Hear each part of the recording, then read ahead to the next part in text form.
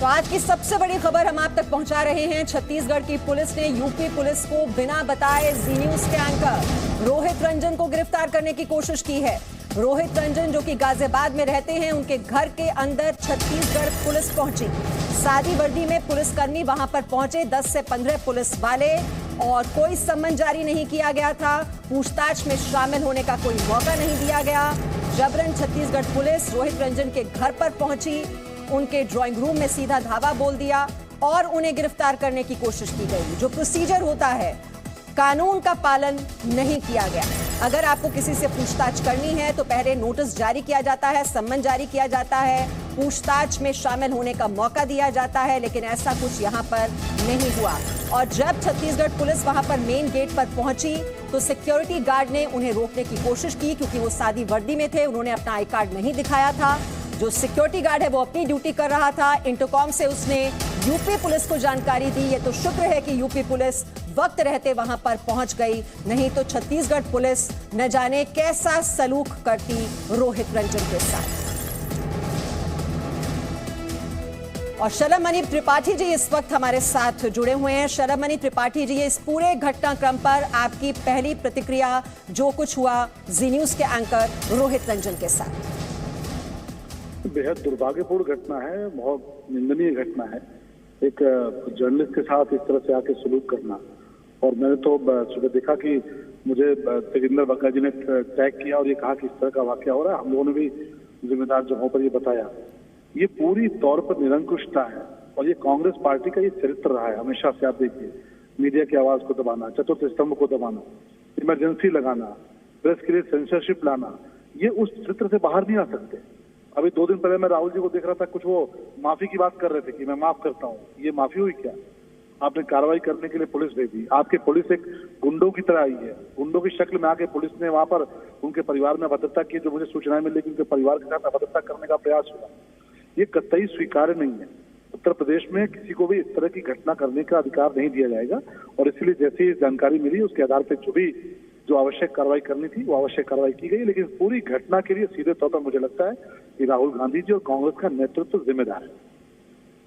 जी शलभमणि जी, लेकिन ये तो बहुत ही खतरनाक ट्रेंड है कि पत्रकार जो अपना काम कर रहा है, जिसके लिए माफी भी मांग ली गई, जो दिखाया गया, और उसके बाद भी इस तरह से सादी वर्दी में पुलिस वालों का पहुंच जाना, वहां पर आई कार्ड न दिखाना, जोर जबरदस्ती करना, और 10 से 15 पुलिस वाले वहां पर सुबह 5 बजे उनके घर पर पहुंच जाते हैं। इस तरह की घटनाएं आगे न हो, उसके लिए क्या किया जाए? देखिए, मैंने कहा ना कि कांग्रेस का चाल और चरित्र रहा है। कांग्रेस हमेशा से अपने लिए जो आलोचना की आवाज उठती है उसको दबाने का प्रयास करती है। और इमरजेंसी से बड़ा उदाहरण क्या हो सकता है? मैं तो राहुल गांधी जी की उस छवि के बारे में बात कर रहा हूँ कि राहुल गांधी जी लोगों के सामने दिखाते हैं कि मैं बहुत ही माफ करने वाला इंसान हूँ। अभी 2 दिन पहले वो माफी की बात कर रहे थे, उसके पहले उन्होंने पार्लियामेंट के भीतर जो किया वो भी आपने देखा होगा कि बार बार वो कहते हैं कि नहीं कोई बात नहीं, हम तो माफ करने वाले लोग हैं। तो क्या ये उनका रवैया है? ये नैतिकता है कि एक जर्नलिस्ट के घर पे रात में पुलिस से अटैक कराया जाए, वो भी लोकल?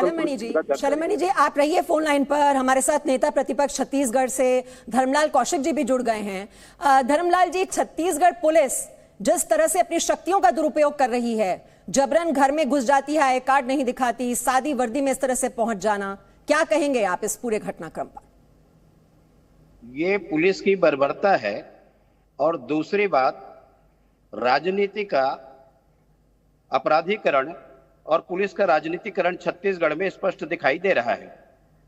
जो भी सरकार के खिलाफ आवाज उठाए, चाहे वो राजनीतिक दल के कार्यकर्ता हो, नेता हो, पत्रकार हो या चैनल के एंकर हो, बर्दाश्त उनको नहीं है।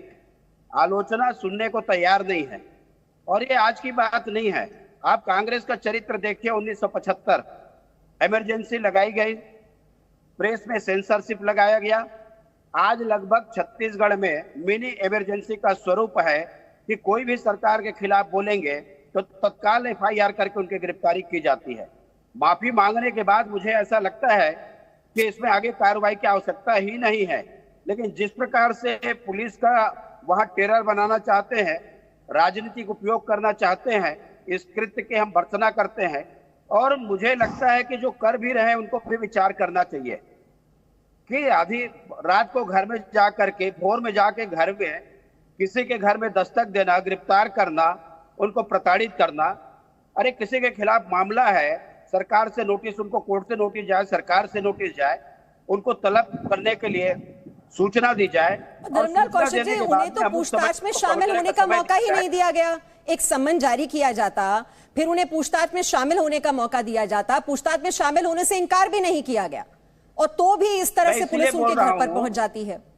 मैं इसीलिए बोल रहा हूं कि उनको नोटिस जारी किया जाना, सूचना दिया जाना कि अमुक समय पर इस स्थान में पहुंचे, अमुक थाना में पहुंचे, अमुक स्थान में पहुंचे, आपके खिलाफ में आरोप लगाए गए हैं, आपको क्या कहना है, आपको अपनी बात रखनी चाहिए, ये उनको सम्मन जारी करना चाहिए। लेकिन जिस प्रकार से यहाँ पर पुलिस का दुरुपयोग किया जाना और राजनीति में इस प्रकार के टेरर पैदा किया जाना, मुझे लगता है ये पहली घटना नहीं है।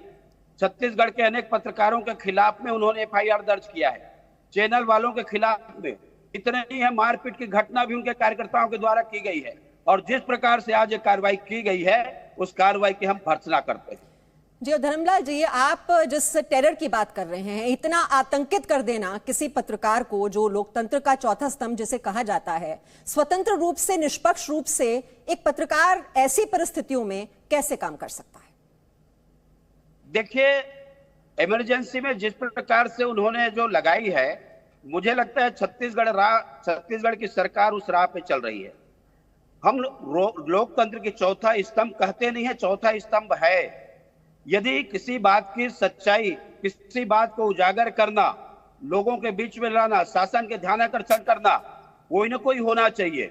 आलोचना को सहने की शक्ति भी होनी चाहिए, और खास करके जो बड़े पद में बैठे हुए हैं उनको तो स्वीकार्यता होनी चाहिए कि केवल अच्छी बातें सुनने से आपकी अच्छी राहें नहीं चलेंगे, बल्कि आपको समय समय पर याद दिलाएंगे तो अच्छी बातें आप अच्छा करेंगे। और इसलिए जिस प्रकार से यहाँ कार्रवाई की गई है बिल्कुल अनुचित है। इस प्रकार की कार्रवाई नहीं होनी चाहिए। प्रेस कैसे काम करेगा? यदि किसी बात को लेकर के आलोचना की गई लिखेंगे, उनको प्रताड़ित करेगा, तो लोकतंत्र कहां पर रहेगी? प्रेस की स्वतंत्रता कहां पर रहेगी? और इसलिए उनको सम्मान दिया जाना चाहिए था। जो ये कार्य किया गया है, मैं समझता हूँ बिल्कुल अनुचित है और बिल्कुल उचित नहीं है।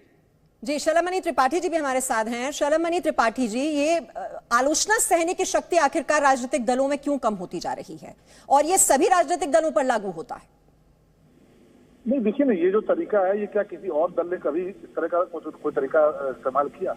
लगातार छत्तीसगढ़ में किस तरह पत्रकारों का उत्पीड़न हो रहा है वो आप वहाँ के लोगों से पूछिए। कांग्रेस की हुकूमत वहाँ पर क्या कर रही है, लोगों से पूछिए। पूरे देश भर में पत्रकारों के खिलाफ मुकदमे दर्ज करा रखे हैं। ये आपके पत्रकार साथियों के जरिए हम लोग को पता चलता है। लेकिन ठीक है, आपको कानूनी कार्रवाई करने का अधिकार है, आपको कोर्ट में जाने का, आपको एफआईआर करने का अधिकार है, लेकिन आप कानून को धत्ता नहीं बना सकते। आपको नोटिस भेजना चाहिए। आप किसी के यहाँ रात में, एक जिम्मेदार व्यक्ति हैं, एक पत्रकार हैं, पूरा देश उनको जानता है, आप उनके घर रात में गुंडों की शक्ल में पहुंचते हैं, वहां पर जाके अराजकता करने का प्रयास करते हैं, तो ये तो स्वीकार नहीं है। उत्तर प्रदेश में तो कतई स्वीकार नहीं है। और इसीलिए मैं तो कहूंगा कि राहुल गांधी जी को जवाब देना चाहिए कि वो बहुत सहिष्णु बनते हैं, बहुत अपने आप को दिखाते हैं कि नहीं, हम लोग बहुत अहिंसावादी लोग हैं। ये कौन सी अहिंसा है कि आप एक पत्रकार के घर में रात में पुलिस को गुंडों की शक्ल में भेजते हैं, और जो खबरें आई कि वो पुलिस के जो लोग थे वो वर्दी में नहीं थे, सादी वर्दी में थे। ये तो एक क्रिमिनल एक्ट है। मुझे लगता है कि जो आपके पत्रकार साथी हैं उनको भी एक केस रजिस्टर करना चाहिए कि आप सादी वर्दी में कैसे आ सकते हैं। अगर आप नियम के हिसाब से काम करने गए थे, आप कानून के हिसाब से काम करने गए थे, तो आपको प्रॉपर नोटिस देना था, आपको प्रॉपर वारंट लेना था, आपको वर्दी में जाना था, आपको नेम प्लेट के साथ जाना था। आप मुंह छुपा के क्यों जाते हैं कार्रवाई करने के लिए? और दूसरा, आप लोकल पुलिस को क्यों नहीं बताते? आप राज्य की पुलिस को क्यों नहीं बताते? तो निश्चित तौर पर जब मंशा खराब हो, आपकी नीयत खराब हो, आपका चाल चरित्र खराब हो, तब आप इस तरह की गुंडागर्दी, अराजकता करने वालों का प्रयास करते हैं, हर उस व्यक्ति के खिलाफ जो आपके इश्यूज को लेकर, आपकी नीति को लेकर सवाल उठाता है। जी, पुलिस को इन्फॉर्म नहीं किया जाता, चोरी छिपे सादी वर्दी में इस तरह से पहुंच जाते हैं, आई कार्ड नहीं दिखाया जाता, तो मंशा थी क्या और किस बात का डर था? मंशा तो अगर उनको उठाकर ले गए होते तो मंशा आपको समझ में आ जाती। कल साध्वी प्रज्ञा ने बताया, आपने सुना होगा क्या क्या बता रही थी कि उनके साथ क्या क्या बर्बरता की गई, किस तरह की अराजकता की गई साध्वी प्रज्ञा के साथ। कल पूरे देश ने देखा किस तरह की उनके साथ एक बेरहमी की गई उनके साथ। तो मंशा तो बहुत स्पष्ट है। मंशा तो पॉलिटिकल मास्टर के इशारे पर कुचल देना है, दमन कर देना है, बस यही मंशा थी। उसके लिए चाहे नियमों को धत्ता बताना हो, चाहे कानून को धत्ता बताना हो, चाहे जो लॉ है उसको किनारे करना हो। और छत्तीसगढ़ पुलिस उसी मंशा के साथ पहुंची थी। अगर वो अपनी मंशा में कामयाब होते तो क्या कर रहे होते, आप इस बात को समझ सकते हैं। मैं कह रहा हूँ कोई मुजरिम है क्या, कोई दाऊद इब्राहिम है क्या, कोई मुख्तार अंसारी है क्या? मुख्तार अंसारी को तो कांग्रेस की सरकार पंजाब में बाकायदे प्रोटेक्ट करती रही। आप पूरे देश ने देखा तो मुख्तार अंसारी को बचाएंगे, लेकिन एक पत्रकार ने अगर कुछ कह दिया जो आपको पसंद नहीं आया, जिसको लेकर आपने लीगल एक्शन लिया हुआ है, तो लीगल एक्शन लिया, चलिए आप लीगल एक्शन, आप लीगल प्रोसेस चाहिए। एक तरफ आप मुख्तार अंसारी जैसे सत्ता का गुरूर है, अपनी शक्ति का एहसास दिलाने की कोशिश। देखिए, सत्ता इसीलिए खत्म होती जा रही है, खत्म हो भी गई है। हिंदुस्तान की जनता ने समझ लिया कि राजशाही में विश्वास करने वाले लोग हैं कि पहले जैसे राजा महाराजाओं के बारे में किसी ने एक शब्द कह दिया और उनको आलोचना उनको पसंद नहीं आई और गर्दन उड़ा दी। तो आज क्योंकि डेमोक्रेसी है, आज रूल ऑफ लॉ है, तो गर्दन नहीं उड़ा सकते, तो यही कर रहे हैं, कानून का माखौल उड़ा के सत्ता के मद में। आप देखिए किस तरह का काम कर रहे हैं, और निश्चित तौर पर इसकी कड़ी भर्त्सना होनी चाहिए, कड़ी जिंदा होनी चाहिए। जी बहुत बहुत शुक्रिया शर्मणी त्रिपाठी जी हमसे बात करने के लिए। तो शर्मणी त्रिपाठी हमारे साथ है, बीजेपी के विधायक, जो कह रहे हैं कि ये दमनकारी जो नीति है कांग्रेस की और ये शक्ति प्रदर्शन करने की कोशिश, लेकिन इस तरह से शक्तियों का दुरुपयोग करना, जी न्यूज के एंकर के घर पर इस तरह से पुलिस का पहुंचना, वो भी सादी वर्दी में। तो आपको ये पूरा घटनाक्रम एक बार फिर से बता देते हैं उन दर्शकों के लिए जो अभी अभी हमारे साथ जुड़े हैं कि रोहित रंजन जो कि जी न्यूज के एंकर हैं, उनके घर पर किस तरह से पुलिस वाले पहुंचते हैं। 10 से 12 पुलिस वाले सादी वर्दी में पहुंचते हैं, अपना आई कार्ड नहीं दिखाते हैं, कोई सम्मन नहीं जारी किया गया था, पूछताछ में शामिल होने का कोई मौका नहीं दिया जाता, परिवार की महिलाओं के साथ बदतमीजी की जाती है, उनके साथ बदसलूकी की जाती है, गार्ड के रोकने पर भी पुलिस अंदर जबरन घुस जाती है।